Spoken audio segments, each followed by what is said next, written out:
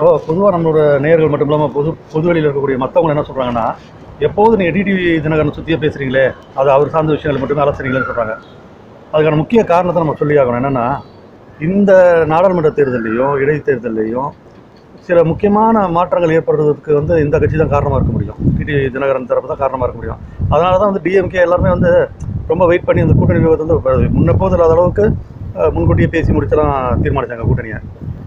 இந்த இந்த கருத்து கணிப்புகள் மூலமாக என்ன தெரிய வருதுன்னா, ஸ்டெப் பை ஸ்டெப்பாக பாருங்கள், தினகரனுக்கான அந்த இடங்கள் அதிகரிச்சுட்டே போகிறாங்க. முதல்ல ஒரு தொகுதினாங்க, இன்னொரு கணிப்பில் 2நாங்க, இப்போ 2லேருந்து 4. சட்டப்பேரவை இடைத்தேர்தல் பார்த்தீங்கன்னா 5லேருந்து 6 சீட்டு கிடைக்கும் போகிறாங்க. ஸோ அவர் கொஞ்சம் கொஞ்சமாக வளர்ந்துட்டு வர்றாரு. அதுக்கு வந்துட்டு வர்றாரு. இன்னொன்று ஆளுங்கட்சிக்கு நெருக்கடி கொடுக்கறதுக்கான ஊடக தந்திரங்கள், ஏதாவது 1-2 விஷயங்கள் அவங்களுக்கு நெருக்கடி கொடுக்கறதுக்காக அந்த மாதிரியும் திட்டமிட்டு வரலாம். எதாக இருந்தாலும் நம்ம எலெக்ஷன் முடிச்சு தான் நமக்கு தெரிய போகுது. ஆக இப்போ எலெக்ஷன் எப்படின்னா சார், அனல் அடிக்குது சார். ஒவ்வொரு தேர்தல் அறிக்கைகள்லாம் பார்த்தா பயங்கரமாக இருக்குது. பாஜக தேர்தல் வரல. ஆமாம், இப்போ அது பழனிசாமி நீ வீட்டிலே இரு, நாங்கள் இன்னும் குழம்பு ஊற்றி வாயில ஊட்டுவோம் மட்டும்தான் சொல்லலை. அவரு பயங்கரமாக பேசிக்கிட்டு இருக்காரு. திமுகவோட தேர்தல் அறிக்கையை பார்த்தீங்கன்னா சக்திக்கு அப்பாற்பட்டு 4 லைன் மிஸ்ஸிங் தான் மிஸ்ஸிங். காஷ்மீர் பிரச்சனை தீர்க்கப்படும், இஸ்ரேல் பாலஸ்தீன் பிரச்சனை தீர்க்கப்படும், அப்போ அமெரிக்கா ரஷ்யா சிக்கல் தீர்க்கப்படும், தென்கொரியா சிக்கல் தீர்க்கப்படும். இந்த ஒன்றும் தான் இல்லை. மற்றபடி அவங்க சக்திக்கு மீறின எல்லாம் சொல்லியாச்சு, நாங்கள் அங்கே போய் அதை பண்ணிடுவோம் இதை பண்ணிடுவோம் அப்படின்னு. காங்கிரஸ் அதுக்கேற்ற மாதிரி நீட் தேர்வை ஒழிப்போம், சட்டங்களை தளர்த்துவோம், ஜெயிலில் இருந்து வெளியே விட்டுருவோம், எல்லாரும் சந்தோஷமா இருங்க, பி ஹாப்பிங்கிற மாதிரி அவங்க ஒரு அனௌன்ஸ்மெண்ட் பண்ணிட்டு இருக்காங்க. பிஎஸ்என்எல் ஊழியர்களுக்கு சம்பளம் கொடுக்க காசு இல்லை, மாசம் 6000 ரூபாய் 7000 போடுறது எப்படி சாத்தியம்? இதெல்லாம் நம்ம கேட்க முடியாது. அது இவங்ககிட்ட கேட்டால் எப்படி நீங்கள் 6000 ரூபாய் கொடுப்பீங்கன்னா, அது நாங்கள் மாத வருமானம் 2000 ரூபாய்க்கு கீழே இருக்கவங்களுக்கு கொடுப்போம். அதான் 6000 ரூபாய் கொடுத்தாதான் மாத வருமானம் 8000 ஆயிருமா? அப்புறம் நீ என்ன பண்ணுவேன்னு கேட்டால் ஒன்றும் சொல்ல மாட்டேங்கிறாங்க. இந்த மாதிரி ஒரு கருத்து கணிப்பு வந்திருக்கு. அது என்னன்னாக்கா, லயோலா கல்லூரியின் முன்னாள் மாணவர்களும் மக்கள் பண்பாட்டு அமைப்புமாக சேர்ந்து எடுத்த ஒரு கருத்து கணிப்பில் 18 தொகுதிகளுக்கான இடைத்தேர்தலில் திமுக தான் அதிகமாக வின் பண்ணும், 11 இடங்கள் வின் பண்ணுன்னு சொல்கிறாங்க.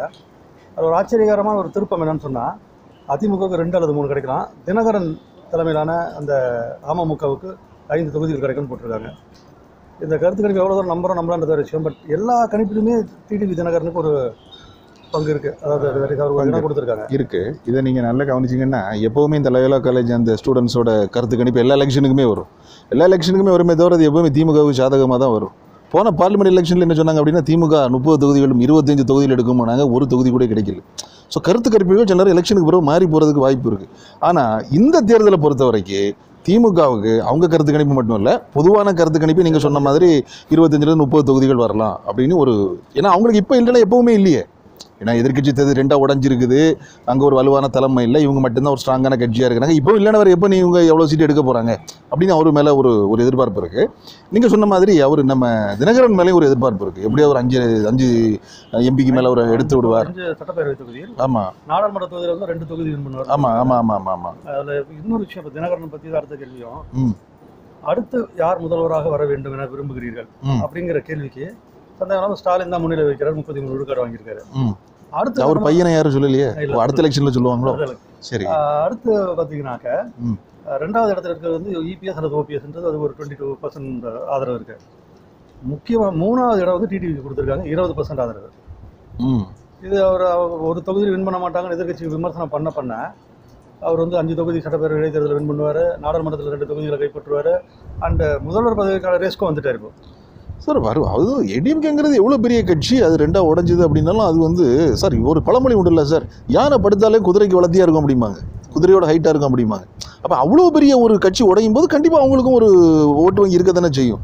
இது எதிர்பார்ப்பு எலெக்ஷன் ரிசல்ட்டில் தான் நமக்கு தெரிய போகுது. ஏன்னா ஆனால் ஏற்கனவே நீங்கள் கணிச்ச மாதிரி ஆர்கே நகர் எல்லாரும் அலற விட்டு ஜெயிச்சிருக்கிறார். எல்லாரும் ஓட்டையும் பிடிங்கிட்டு வந்துட்டார். டிஎம்கே ஓட்டு, காங்கிரஸ் ஓட்டு, எல்லா ஓட்டையுமே அடிச்சுட்டு வந்துட்டார்ல. டிடிவி தினகரன் அடுத்த முதல்வராகிறதுக்கான தகுதி இருக்கிறதா 20 விழுக்காட்டினர் கருத்து தெரிவிச்சிருக்காங்க. ரைட்டு, அந்த கட்சிக்கு இவ்வளோ சீட்டு கிடைக்கும். ரைட்டு, ஆனால் இவ்வளோ போராடியும் கூட அந்த குக்கர் சின்னம் அவங்களுக்கு அளிக்கப்படவில்லை.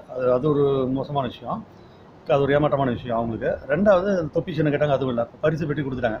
இப்போ தினகரன் தரப்புடைய கோபமும் கொந்தளிப்பு எதுக்காகன்னா, ஒவ்வொரு தொகுதியிலையும் அந்த குக்கர் சின்னம் ஏதோ ஒரு சுயேட்சைக்கு ஒதுக்கப்படுது.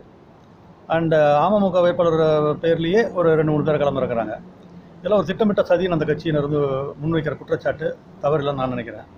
ஆமாம், அது நம்ம எல்லாருமே நமக்கு கண்கூடாவே எல்லாரும் கண்டிச்ச விஷயம். தேர்தல் கமிஷனோட சில நடவடிக்கைகள், எதுக்கு நீங்கள் தினகரனை இந்த மாதிரி கேட்டால் அது கட்சி பதிவு செய்யப்படவில்லை அப்படின்னு அவங்க ஏதோ, அதாவது என்ன சொல்கிறது, சப்பை கட்டுகள் மாதிரி சில ஒரு விஷயங்களை சொன்னாங்களே தவிர, அவங்க வேணும்னே சில விஷயங்களை இழுத்தடிச்சது நம்ம எல்லாருக்குமே தெரிஞ்சுது. ஏன் தேர்தல் கமிஷன் அப்படி செய்யறதுன்னு நமக்கு தெரியல. பூனைக்கு மணி கட்டுவது யார் அப்படின்ற மாதிரி குக்கர் சின்ன இவர் கேட்டாரு. ஆமா. ரைட், வேற யாருக்கும் கொடுக்காதீங்கன்றதையும் ஏத்துக்கல. ஆமா, அது எல்லாம் சார் சில அரசியல்கள் நடக்க தான் செய்யுது. ஏன் தேர்தல் கமிஷன் அவங்க ரூல்ஸ் வச்சிருக்காங்க, பேசுவாங்க.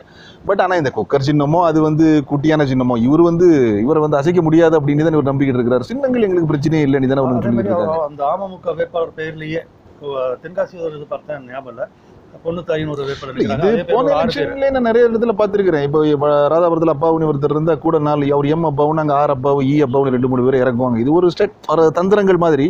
ஆனா இப்பவும் இந்த தென்காசிலையும் அதே மாதிரி கொஞ்சம் பேர் இறக்கியிருக்காங்க. இது மக்கள்கிட்ட ஒரு குழப்பத்தை ஏற்படுத்தும்ல. நம்ம முன்னாடி எபிசோட்ல பேசின மாதிரி சமூக ஊடகங்களை நம்பி தான் வந்து நான் பிரச்சாரம் செய்யறேன்னு சொன்னாரு டிடிவி. அதுக்கேற்ற மாதிரி பாருங்க, அவங்களுடைய இந்த புது சின்ன கிடைச்சோன்னா, பரிசு பெட்டி சின்ன கிடைச்சோன்னே நேஷனல் லெவல்ல ட்ரெண்டிங். அது நீங்க ரொம்ப ஒண்ணு கவனிக்கணும்.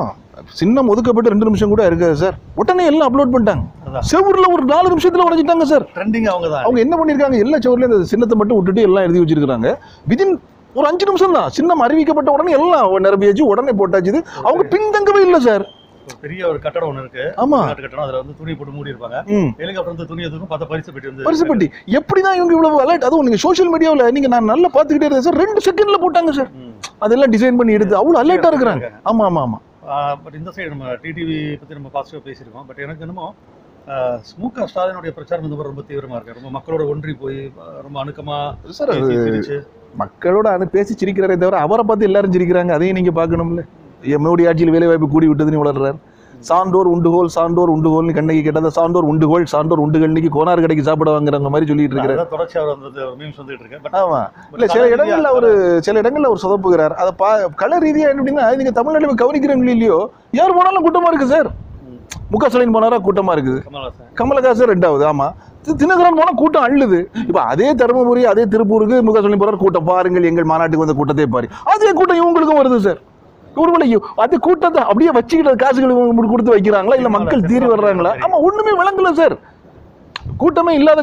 ஆமா, கருத்து கணிப்பு போய் சொல்ல போறது இல்ல. அதாவது கருத்து கணிப்பு முழுமையா நம்ம. ஆமா, இதுல கூட்டங்கள்ல வந்து எல்லாருமே கூட்டங்கள் சேர்க்கறது ஒரு வகை.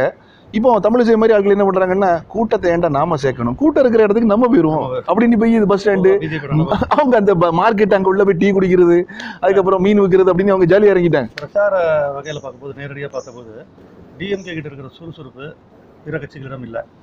தினகரன் தரப்புல சமூக ஊடகங்கள் நம்பி தான் நாங்கள் பிரச்சாரம் செய்யறோன்றது ஏற்றுக்கூடிய கருத்து. அதே சமயத்தில் களத்தில் வந்து ஒரு இளைஞர்கள் வந்துருக்கோம். ஏன்னா பெரிய இளைஞர் கூட்டம் உங்க பின்னாடி இல்லை. டிஎம்கே தரப்புல நீங்க சொல்றீங்க, ஆனால் அங்கே உள்ள சில விஷயங்கள் ரசிக்கிற மாதிரி இல்லை. கட்சிக்காரங்களே மற்றவங்களுக்கு ஃபார் எக்ஸாம்பிள் அவ்வளோ பெரிய கட்சியில் அவ்வளோ பெரிய சீனியர் இருக்கிற இடத்துல வேட்பாளர் அறிமுகம்னு உதயநிதி பண்ணும்போது தொண்டனுக்கு ஒரு வலி இருக்குமா இருக்காதா?